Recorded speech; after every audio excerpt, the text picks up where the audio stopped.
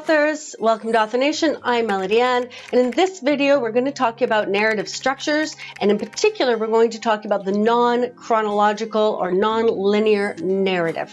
A nonlinear or a non-chronological narrative tells the story out of order. It can jump around, it can jump through time or space or one world, the other world, but it jumps around. It doesn't go from event to event to event to event. This can be done with flashbacks, dream sequences, foreshadowing, jumping around from past to present, time travel, different points of view of different characters. There's lots of ways to go about this. And why do it? Well, first off, it can create suspense. When you have bits and pieces from different eras, it's like getting a bunch of puzzle pieces and trying to fit the puzzle together.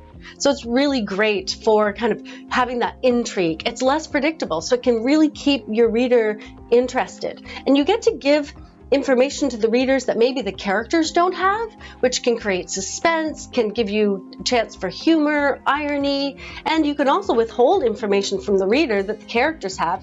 And so it works both ways, either way. So it's great because you can play around with who knows what.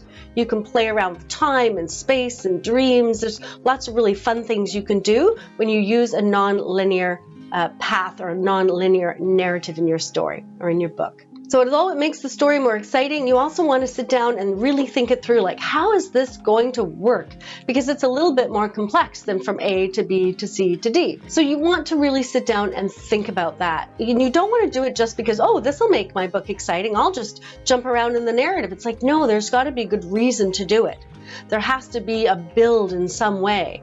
Then things have to come to a point where they intersect and then things become clear. It can't just be done because you think it might be fun. There has to have some good purpose, good meaning behind that. So when you're writing a nonlinear, make each shift obvious. Don't leave your readers trying to figure out where they are in place or time. You need markers of some sort, whether it's different chapters or different times or place or whatever, or within a chapter there's some kind of a line or 3 asterisks or some kind of marker to say here we're transitioning. Or in the story, you can have a setting that is a specific time. You can refer back to a certain object or landscape or something in the story, a character, something in the story that automatically brings the reader to the place and time they need to be so that they're not confused about where am I in this story. And you as a writer, in order to do this, you as the author need to be clear where you are in time and space. Because if you are not clear on where you are in time and space, there's no way the reader can figure out where they are. So really figure that out first, kind of plan that out, make sure you have that sorted and it's clear in your own mind so that you can express that really well through your writing to your reader.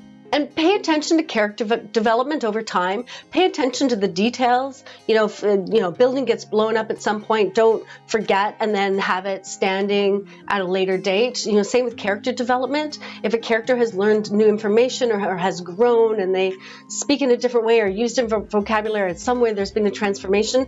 Don't forget that, and later on, bring them back to their before self, as readers will be upset with that and they really won't enjoy the book. So you have to make sure that if you're jumping around, things like if it were a linear story, things are still in the right order and building, even though you're pulling the pieces out and putting them in different things, right? So whether it's, the character and their emotional reaction to things or their thought patterns or how they speak, or whether it's the landscape and the scenery and the setting, make sure that it stays consistent, or as it changes, that change stays consistent throughout the timeline, even if you're jumping around in the book.